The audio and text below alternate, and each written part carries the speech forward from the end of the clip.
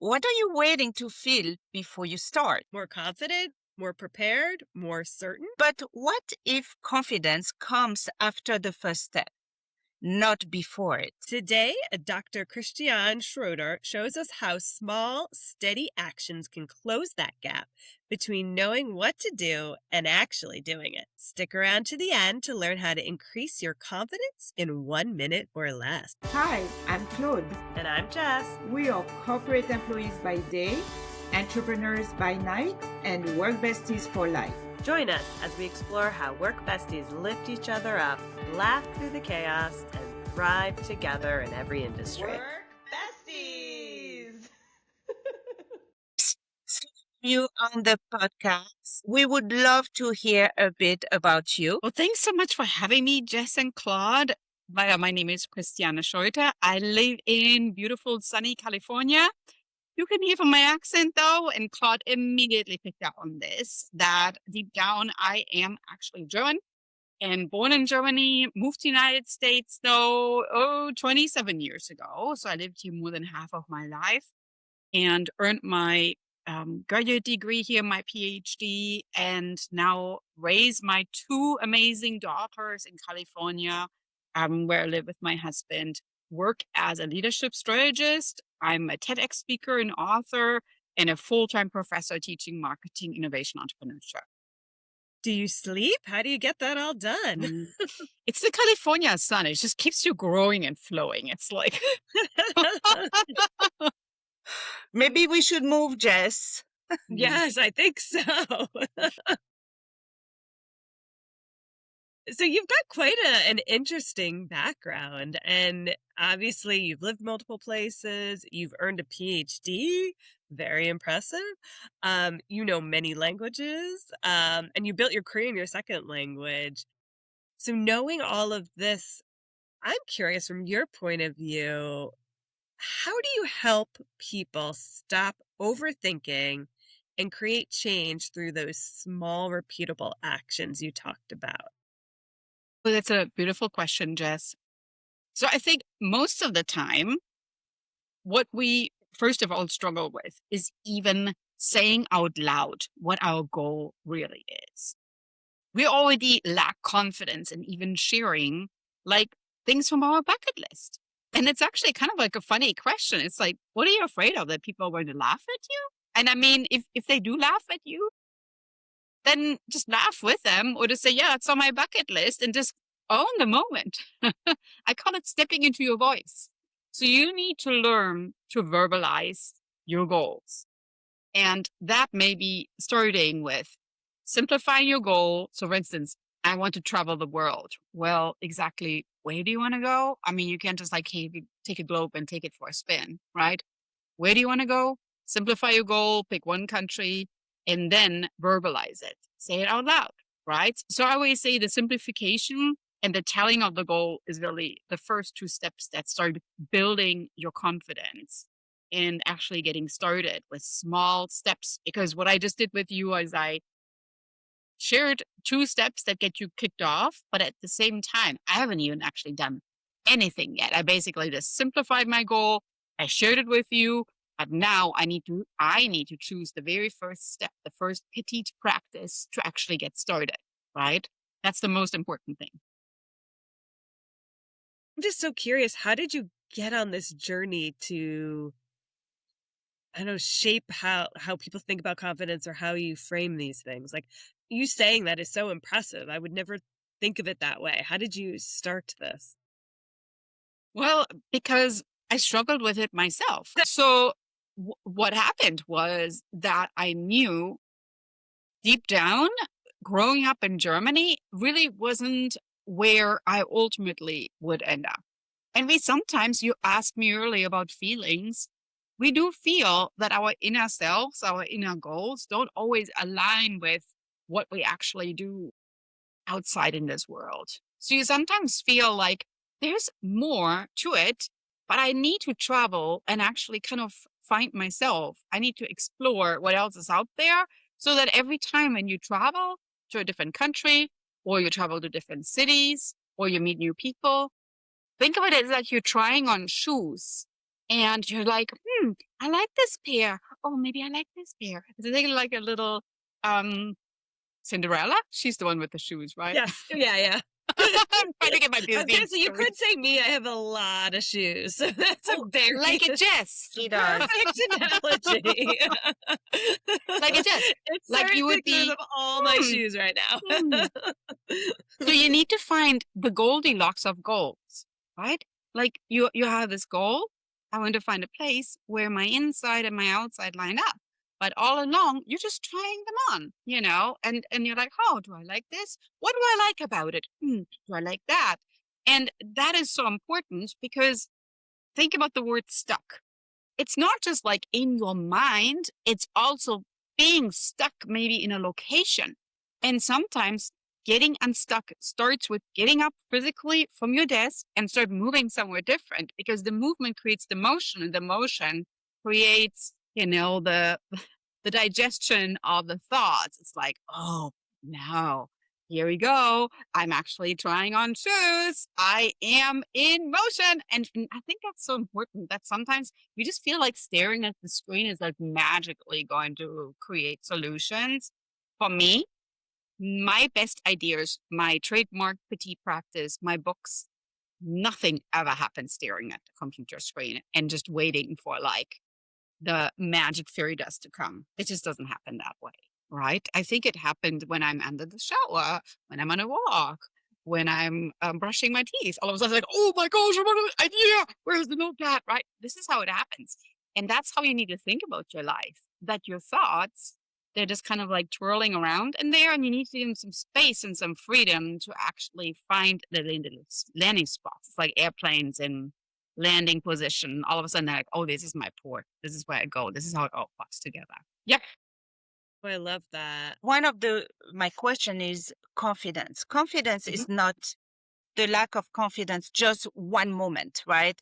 Sometimes it's your state of mind that is lack of confidence. So you can't all the time be moving around so in that case, how do you make your lack of confidence in general, like lesser a little bit? Beautiful, beautiful question. So I use what I call the step approach. So I shared with you the simplification, the tell that you have to say it out loud. And alone the tell, Claude, is already what helps solidify your confidence because you're saying it out loud. And so your mind actually hears your voice, and your voice starts anchoring the belief that this is one of my goals and I want to do this. But then, of course, ideally, you're also telling somebody else. Ideally, maybe somebody who holds you accountable for actually getting this done. So S, simplification, T for telling, and now we have E for examining. So now you get started on your goal, big goal, you're breaking it down into a simplification. You're telling somebody what your big goal is. And now you need to kind of look at, all right, what are the first steps I can do today? This is so important. So your confidence really gets built by taking action today, so that when tomorrow you come in, you're right, I already did something with that. And so you feel confident. You're like, I'm a doer, I'm an action taker. And then based on that comes to your last one, which is the P. So you can praise your progress. You're like, I simplified, I told somebody, I examined, I started, and now I am on a roll. High five to myself for actually doing something and not just feeling stuck. And so the confidence comes by keeping repeating the STEP and chipping along on your path to whatever your big goal would be, right? And I think that is so important that you don't need to spend a lot of money or a lot of time or even creating something that you feel comfortable with. It's all in you, but you just need to start with that very first small step, that petite practice. So a lot of time, why do high achieving professional sometimes, and I think a lot of women as well, especially women, have this lack of confidence or actually having this complex, the imposter complex? Why is that? I think it kind of like goes in both in nearly like an axis, right? on one axis being the fact that you have doubt in your own ability. And on the other axis is maybe that you have doubt because you're really truly not 100% sure. So it's like a combination of lack of knowledge and lack of confidence. And what you can really think about is you gain more confidence by sharing what you do with others. It's nearly like a mini elevator pitch. But you can also educate yourself. So I always say reading is like a completely understated way of building your skills. Because think about this. These people put their life into creating a book that teaches you skills that you right now don't have. So if you feel like, I actually don't know very much about this, well, then read about it. And if you feel, you know what, I actually knew that, well, then yes, high five to you, right? Then great. Then you can actually start sharing it. But the doubt is just sometimes more like a fact that you actually need to figure this out yourself. I did know that. I just doubted my own ability to do that. And I think what we frequently do is because we start questioning ourselves, we hold back our voice, where in reality, we leave a meeting and we think, well, what everybody said in the room is something I could have totally shared with as well.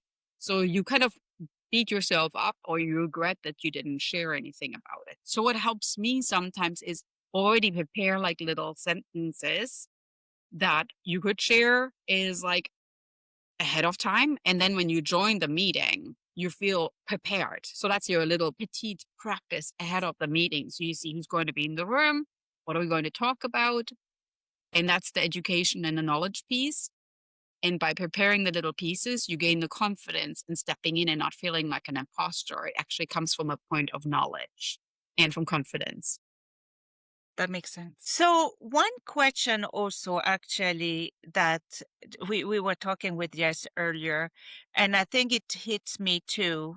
And I think also a bit you is what would you tell someone who feels that their accents or their background or differences makes them less credible?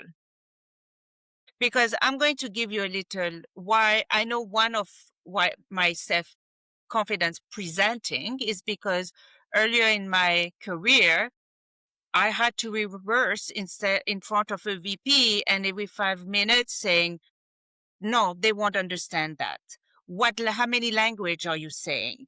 And that really drilled in my mind that I am not good, even though it's been 20 years. Well, yeah, 20 years, but it stayed in my mind. I am not good in presenting because people will not understand me. So how can you stop this narrative? Because I know it's not real, but that really like hurt me. Claude, what you're bringing up is so true. And it's not just for the multiple language speakers among us. It's true for, I would say, nearly every individual alive, to where at one point in their life was this person that really crushed their goals and dreams. And it was a really hard moment. It kind of really completely threw them off track and scratched their confidence. Like, for instance, my husband is a beautiful artist, but at one point in his life, there was an art teacher who took one of the art pieces he created and just kind of crumpled it up and threw it into the trash can and said, start over. My goodness. I mean, think about that. It's like, would you ever do this? You know, but then they thought they're going to make a point.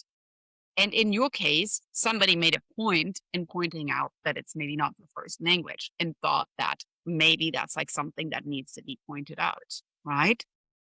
I think that in general, what we need to do in our mind is we just need to first let that go. Elsa and Frozen, you need to let it go. That's just something that I shouldn't let their limitations strike my confidence and limit me from sitting at the table and speaking up.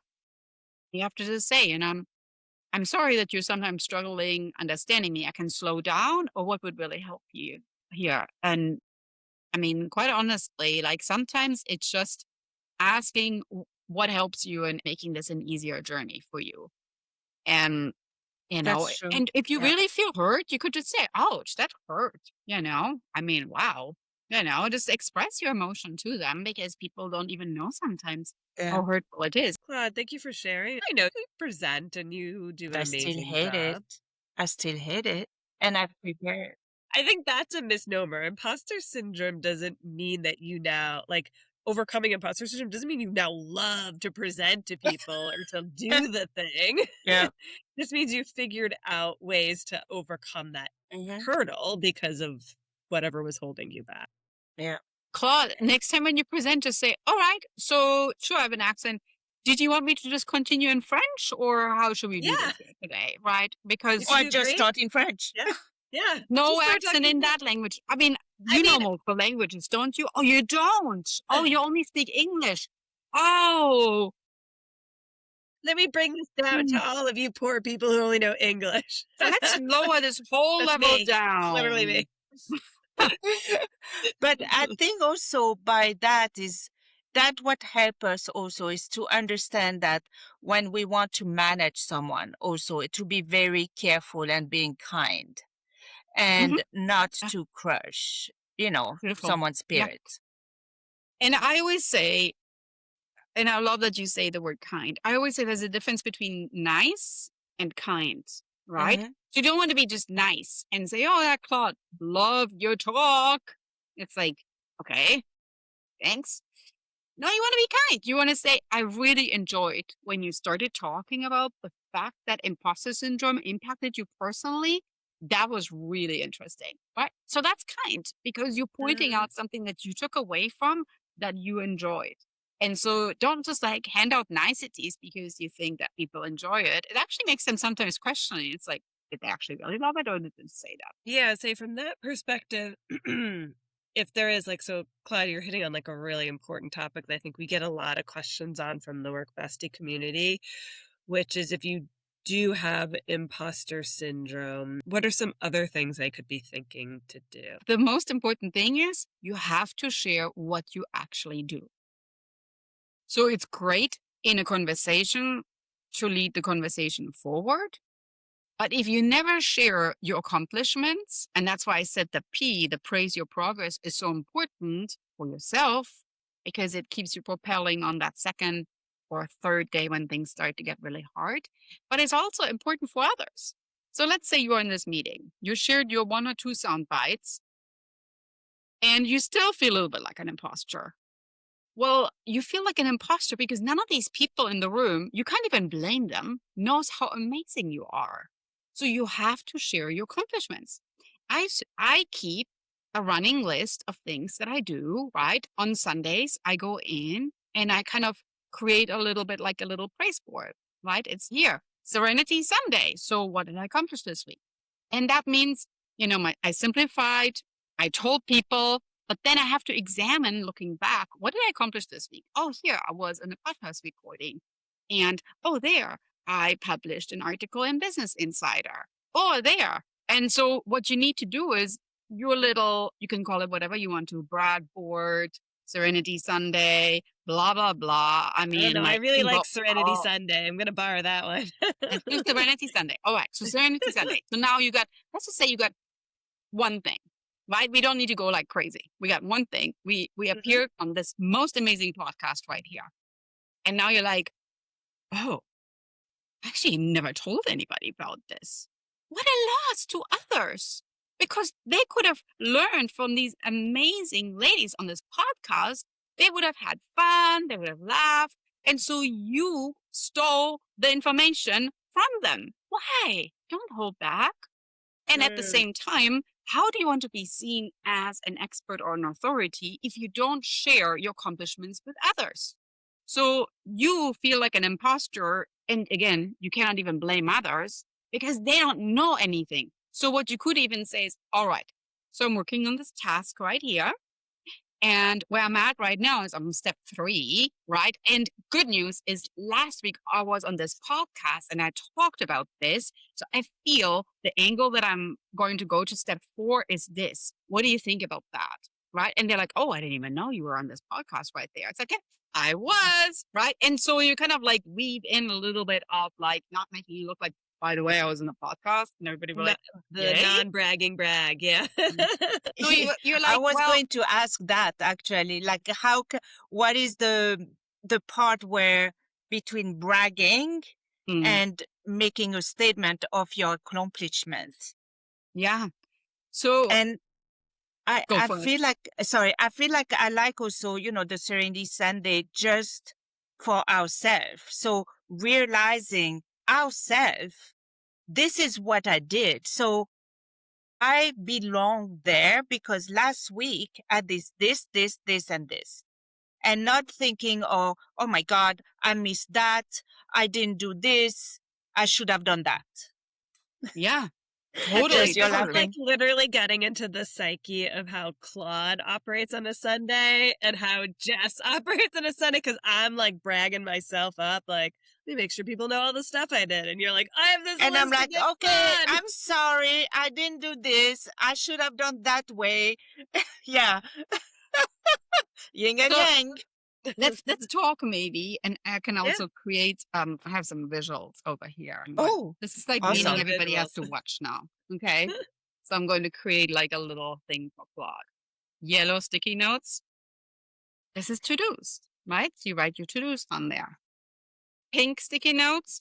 This is your ta-das. These are the things you accomplish. So there are your goals or your to-dos on the yellows. All the pink ones, whenever you accomplish something, you're going to write them on there. You're not even going to mix and mingle. You're going to keep them separate. And then you can even get like totally fancy. We have blue.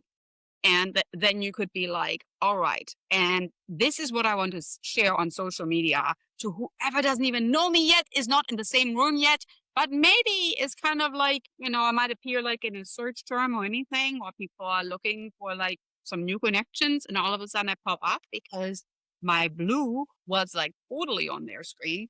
And that's like for the rest of the world.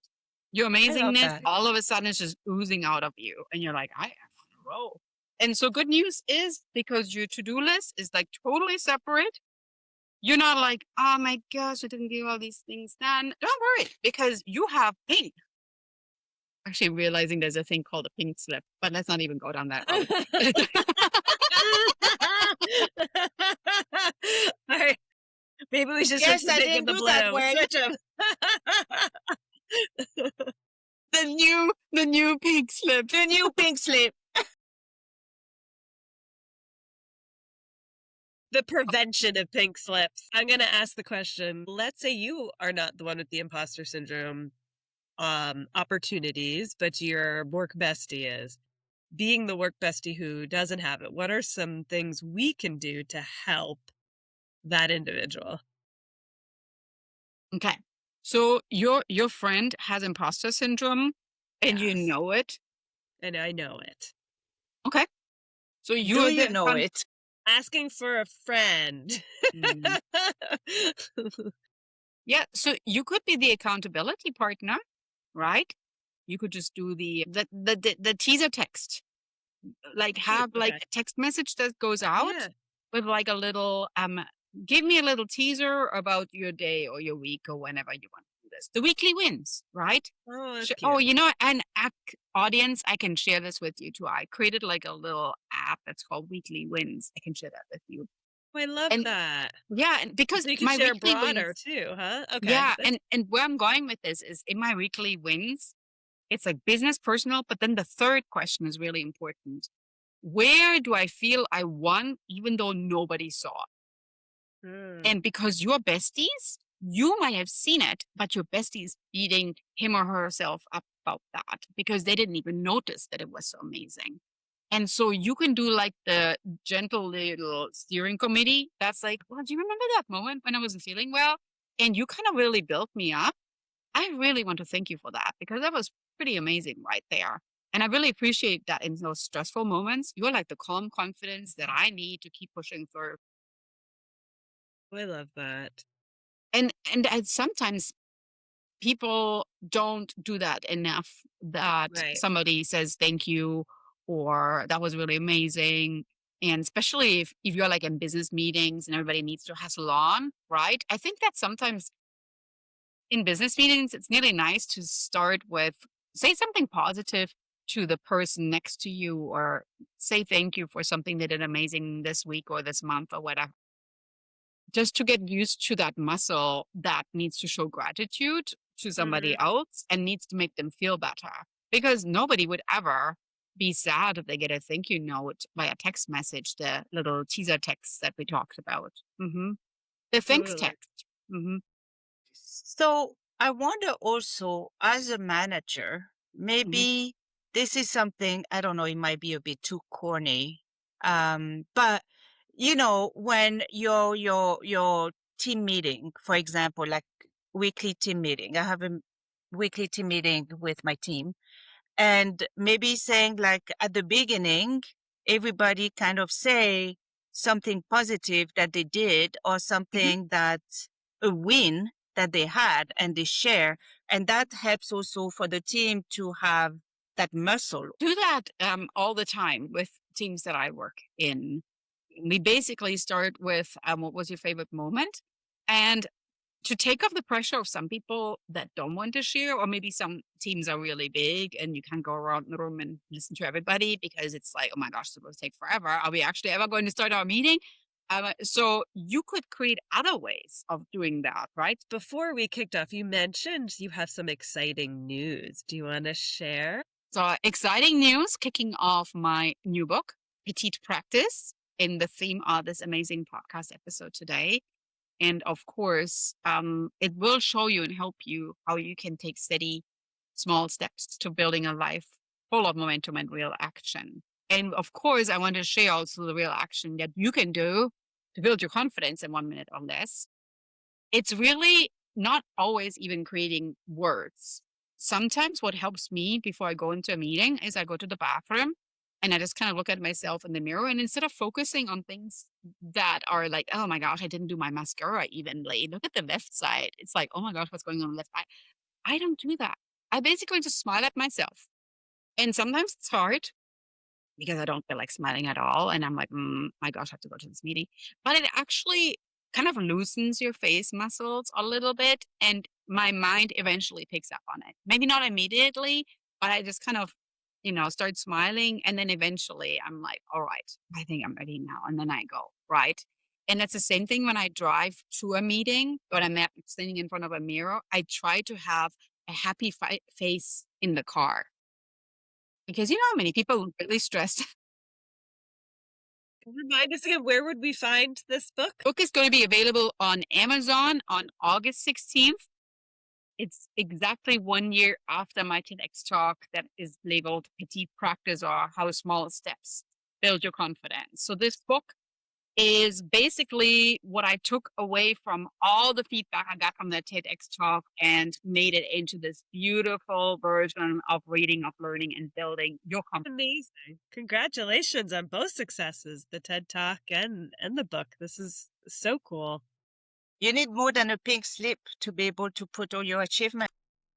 She has got a bunch of them.